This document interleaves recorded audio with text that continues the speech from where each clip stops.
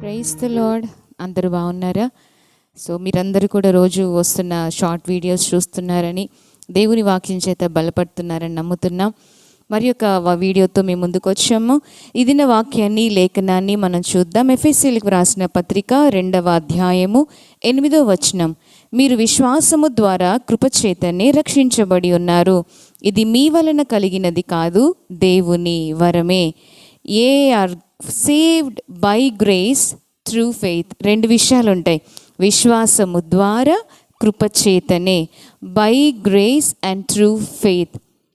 దేవుని కృప ద్వారానే మనం అందరం కూడా రక్షించబడ్డాం.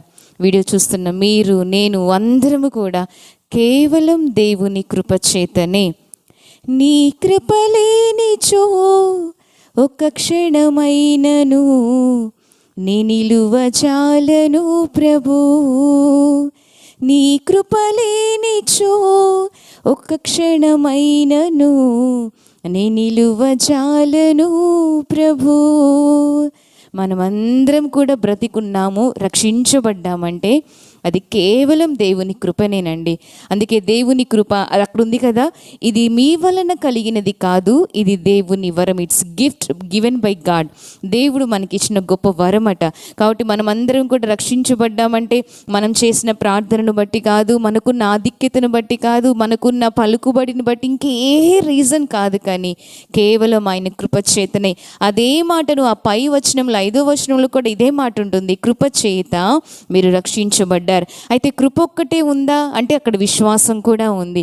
సో మనకి ఏం కావాలి అంటే దేవుని కృప కొరకు వేడుకోవాలి. ఆయన నమ్ముకుంటానికి కావాల్సిన విశ్వాసం గురించి కూడా మనం ప్రార్థించుకోవాలి. అదే ఎఫెసీయులకు రాసిన పత్రిక 3వ అధ్యాయంలో కూడా 18వ వచనంలో చూడండి. క్రీస్తు మీ హృదయములలో విశ్వాసము ద్వారా నివసించును. అంటే దేవుడు మన లోపల ఎలా నివసిస్తారట? మన హృదయంలో అంటే విశ్వాసము ద్వారా. ఇందాకేమో విశ్వాసము ద్వారా కృపచేత రక్షించబడ్డాం. ద సెకండ్ థింగ్ ఏంటంటే దేవుడు మన హృదయాలలో నివసించాలంటే కూడా కావాల్సింది విశ్వాసము. కాబట్టి విశ్వాసం కలిగి ఉందాము, దేవుని కృప కొరకు మనం వేడుకుందాం. అప్పుడు దేవుని చేత రక్షించబడతాం, దేవుడు మనలో కూడా నివసిస్తారు. కాబట్టి వీడియో చూస్తున్న మీ అందరితో కూడా దేవుడు మాట్లాడుతున్నారు. నన్ను విశ్వసించి నా కృప కొరకు అడిగినట్లయితే నేను మీతో మీ హృదయాలలో నివసిస్తాను, మీకు కావాల్సింది దేవుడు నీకు ఇస్తాను అని దేవుడు మనకి వాగ్దానం చేస్తున్నారు. కనుక చూస్తున్న మీ అందరితో కూడా దేవుడు మాట్లాడుతూ ధైర్యపరుస్తుంది అంటే, believe me, trust me, I will bless you. కాబట్టి దేవుని దీవెన పొందుకుందామా? అందరం కూడా దేవుని దీవెన పొందుకున్నట్లుగా మీ కొరకు మేము ప్రార్థన చేస్తాం. ఫోన్ చేయండి, మీ కొరకు ప్రార్థించడానికి మేము సిద్ధంగా ఉన్నాం. ఇంతవరకు సబ్స్క్రైబ్ చేయనట్లయితే